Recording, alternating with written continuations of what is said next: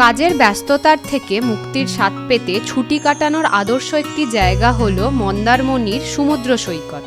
মন্দারমণিতে সূর্যোদয় ও সূর্যাস্ত উপভোগ করা বেশ চমৎকার। এছাড়া মন্দারমণি খুবই শান্তিপূর্ণ ও আরামদায়ক পরিবেশ, যেখানে আপনি চাইলেই ঘুরে আসতে পারেন মন্দারমণির গ্রাম ও সমুদ্র সৈকতে। মন্দারমণি হল ভারতের পশ্চিমবঙ্গ রাজ্যের একটি সমুদ্র তীরবর্তী পর্যটন কেন্দ্র। পূর্ব মেদিনীপুর জেলার এই অঞ্চলটি বঙ্গোপসাগরের উপকূলে অবস্থিত। মন্দারমণি জায়গাটি বড় দুই শহর কলকাতা ও হাওড়ার সঙ্গে ন্যাশনাল হাইওয়ের মাধ্যমে যুক্ত। ভূতাত্ত্বিক দিক দিয়ে দেখতে গেলে নিকটবর্তী পর্যটন কেন্দ্র দীঘার থেকে এখানে ঢেউয়ের আকার বেশ ছোট, তবে অনেক জায়গায় ঝাউবন ও বালিয়াড়ি দেখতে পাওয়া যায়।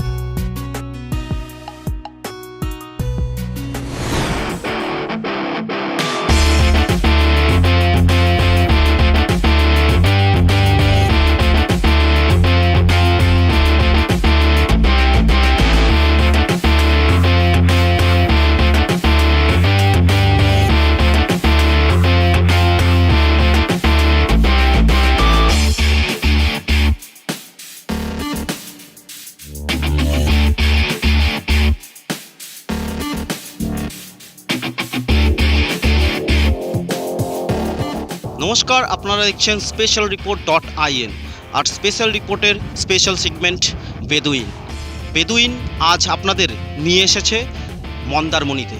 আমি সন্তোষ আপনাদের সঙ্গে মন্দারমণি দেখাতে এসেছি।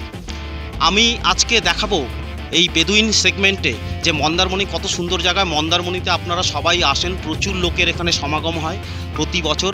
আর এখানে কোনো সিজন বলে কোনো ব্যাপার নেই, সারা বছরই এখানে প্রচুর মানুষের সমাগম হয়।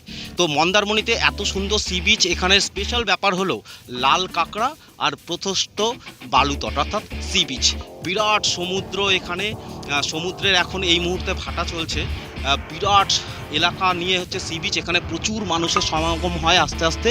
আর এখানে আরেকটা জিনিস খুব আকর্ষণীয়, খুব সকালবেলার যদি আপনারা এখানে আসেন দেখতে পাবেন নৌকোগুলোকে কীভাবে, যেই সব মাঝিরা মাছ সারা রাত ধরে সমুদ্রে ধরে, সেই মাছ সূর্যের আলো একদিকে আর সূর্য উদয়ের আলো আর একদিকে দেখবেন আপনারা কিভাবে নৌকোগুলোকে তুলে নিয়ে যাচ্ছে। মানে অসাধারণ একটা দৃশ্য। এইটার জন্যই মন্দারমণি এত বিখ্যাত। এবং পাশেই একদম সামনেই রয়েছে তাজপুর, তারপরেই হচ্ছে দীঘা, যেখানে আপনারা সারা বছর আপনারা যাতায়াত করে থাকেন। কলকাতা থেকে খুবই কাছে এই মন্দারমণি, তো আপনারা আসতে পারেন। আর আমরা মন্দারমণির ব্যাপারে পুরো পুঙ্খানুপুঙ্খ দেখাচ্ছি, আপনারা দেখতে থাকুন। লাল কাঁকড়ার জন্য বিখ্যাত হলো মন্দারমণি। সমুদ্র তীরবর্তী বালিয়াড়িতে প্রচুর লাল কাঁকড়া দেখতে পাওয়া যায়। বহুদিন এই জায়গাটির নাম মন্দারমণি হিসাবে পরিচিত থাকলেও পরে পরিচিত হয় মন্দারমণি নামে। এরপর কালক্রমে এটি মন্দারমণি নামে পরিচিত হয়। ধারণা করা হয় যে স্থানীয় মন্দার ফুলের নাম থেকে হয়েছে মন্দারমণি, তবে এটির স্বীকৃত বানান হলো মন্দারমণি।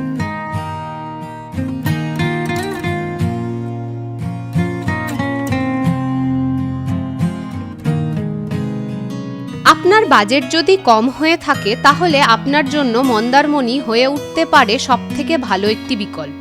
আবার পশ্চিমবঙ্গে যারা অর্থ খরচের চিন্তা না করে নিরিবিলিতে সমুদ্রের ধারে কিছুদিন কাটিয়ে আসতে চান, তাদের জন্যও মন্দারমণি আদর্শ জায়গা। মন্দারমণিতে সমুদ্রের বোটিং সহ নানা ধরনের অ্যাক্টিভিটি করতে পারবেন। এছাড়াও মন্দারমণির সুবিশাল ড্রাইভিং বিচ আপনার মন কাড়বে। রোজ ভ্যালির তৈরি করা একটি মন্দিরও রয়েছে এবং মোহনায় রয়েছে প্রায় 5 কিমি দূরে। সি বিচের ধারে ঘেঁষে আছে প্রচুর খাবারের দোকান, যেখানে আপনারা চা কফি থেকে শুরু করে চিংড়ি, কাঁকড়া, মাছ, মাংস সবই আহার করতে পারবেন। এখানে আছে অত্যন্ত সুসজ্জিত অনেক হোটেল, তবে অবশ্যই আপনার বাজেটের মধ্যেই। সেখানে বিলাসিতার সব কিছুই পেয়ে যাবেন, যেমন সুসজ্জিত কামরা, পরিবেশ, আবার সুইমিং পুল। আপনারা যদি ক্যামেরা নিয়ে যান তো কোনো কথাই নেই। প্রশস্ত বিচের অসাধারণ ভিউও পেয়ে যাবেন ক্যামেরাবন্দি করার জন্য। এতক্ষণ আপনারা দেখলেন স্পেশাল রিপোর্টের স্পেশাল সেগমেন্ট বেদুইন। আজ আপনাদের বেদুইন দেখালো মন্দারমণি। এরকম আরও ভালো ভালো ট্রাভেলের এপিসোড দেখতে অবশ্যই দেখতে থাকুন বেদুইন, আর সঙ্গে রাখুন specialreport.in।